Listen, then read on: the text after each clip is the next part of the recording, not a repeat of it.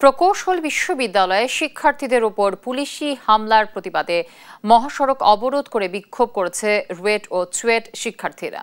বুধবার বেলা ৩টা থেকে রাজশাহীর তালাইমারি মোড়ে অবস্থান নিয়ে বিক্ষোভ করেন রাজশাহী প্রকৌশল বিশ্ববিদ্যালয়ের শিক্ষার্থীরা। এ সময় ৩ দফা দাবি মেনে নেয়ার পাশাপাশি হামলাকারী পুলিশ সদস্যদের বিচার দাবি করেন তারা।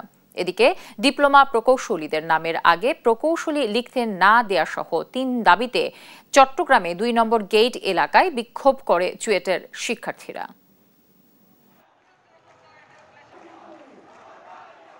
যতক্ষণ পর্যন্ত সরকার একমত পোষণ করে এবং আমাদের যে উপর আজকে প্রশাসনের অতর্কিত হামলা হয়েছে এটা নিয়ে যতক্ষণ পর্যন্ত কোনো সুনির্দিষ্ট ব্যাখ্যা না দিবে ততক্ষণ পর্যন্ত আমরা এই ব্লকেট কর্মসূচি ছাড়ব।